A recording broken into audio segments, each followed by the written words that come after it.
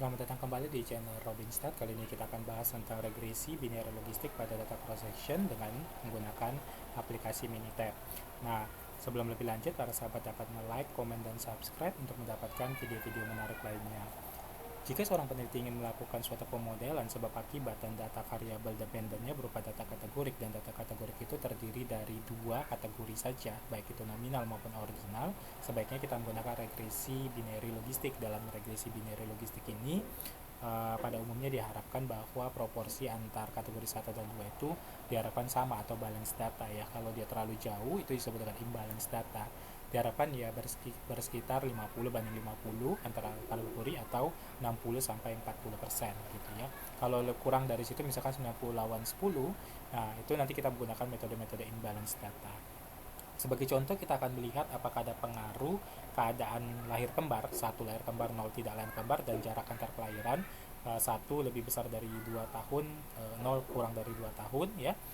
Kemudian terhadap dengan resikonya 0 itu lahirnya itu normal dan satu itu beratnya lahir rendah ya. Kita akan masuk ke contohnya saja langsung ya. Untuk lebih jelasnya kita bisa ambil datanya dulu ya. Kita ambil datanya. Untuk data contoh bisa kita lihat untuk regresi binary logistik. Nah, seperti ini ya, kelahiran kembar, jarak kelahiran, dan status. Caranya adalah statistik, regression, kita pilih yang binary logistik. Nah, fit binary logistik. Nah, variabel responnya kita mau bentuk dalam apa? Dalam bentuk event real ya, atau dalam bentuk data respon binary ya. Kalau di sini artinya respon binary ini sudah 1-0 ya statusnya. Tapi kalau misalkan dia responnya merupakan misalkan kemiskinan ya, kita mau bentuknya itu adalah bukan 0-1-nya tapi misalkan perbandingannya antara miskin dengan penduduk total. Itu bisa juga karena dia termasuk dalam peluang seperti itu. Continuous variabelnya adalah tidak ada ya di sini ya, kita tidak memakai, kita pakai kategorikalnya saja, baik kelahiran dan jarak kelahiran itu dua-duanya adalah variabel kategorikal. Modelnya kalau para sahabat ingin menggunakan interaksi ya tinggal klik add interaction ya, interaction antar variabel. Kemudian nanti untuk optionnya bisa nanti pilih link functionnya itu ada 3 biasanya, logit, probit maupun clock, confirmatory lock ya. Kemudian nanti untuk misalkan ada banyak variabel ya yang mau kita gunakan untuk ini nanti kita bisa pakai seleksi variabel ya, ini untuk seleksi variabel.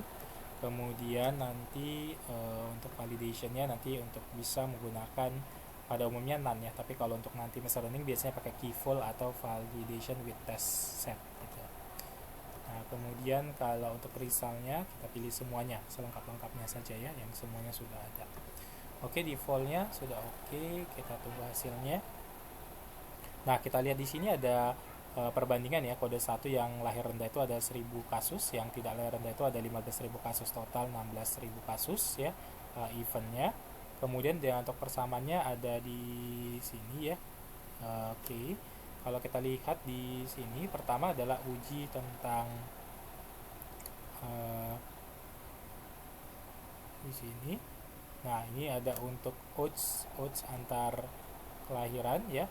Nah, ini pertama perlu kita lihat itu adalah goodness of fit-nya. Goodness of fit itu secara Ohm's law ya, H0 itu model fit, A1 tidak fit. Nah, di sini kita lihat di sini dia boleh kita katakan bahwa di sini modelnya fit. Kemudian ada lagi uji equity dispersion sebenarnya di dalam model binomial ini, di mana harapan dari varians dari sampel itu sama dengan populasinya. Nah, ini juga dia terpenuhi ya. Kemudian dari sisi R square-nya ya, dari sisi R square-nya kalau kita lihat di sini dia cukup kecil ya, cuma 3,13%. Ini wajar karena dia merupakan data kategorik yang digunakan seluruh variabel independennya. Kemudian secara bersama-sama kalau kita lihat dari ANOVA-nya, analis of variance-nya, dia signifikan baik untuk kelahiran kembar maupun jarak kelahiran.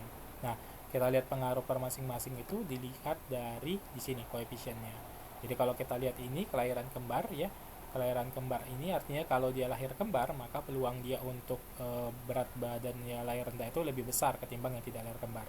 Begitu juga dengan jarak kelahiran, kalau dia jarak kelahirannya kurang dari 2 tahun, maka dia akan cenderung lebih besar peluangnya untuk beratnya tidak normal atau lahir rendah dibanding dengan yang lahirnya jaraknya lebih dari 2 tahun. Nah, seperti itu. Ini persamaan yang terbentuk ya. Jadi persamaan terbentuk itu adalah y aksen, ini merupakan eksponensial dari sini ya, karena di sini sebenarnya rumusnya ada logit y dibagi dengan P1 min PY ya, peluang dari y ya.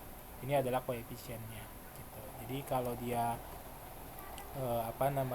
variabel kategorik, nah di sini ada dibandingkan ya, dibandingkan dengan kategori mana gitu. Nah, begitu untuk regresi binary logistik, semoga bermanfaat. Sampai ketemu di video-video berikutnya. Terima kasih.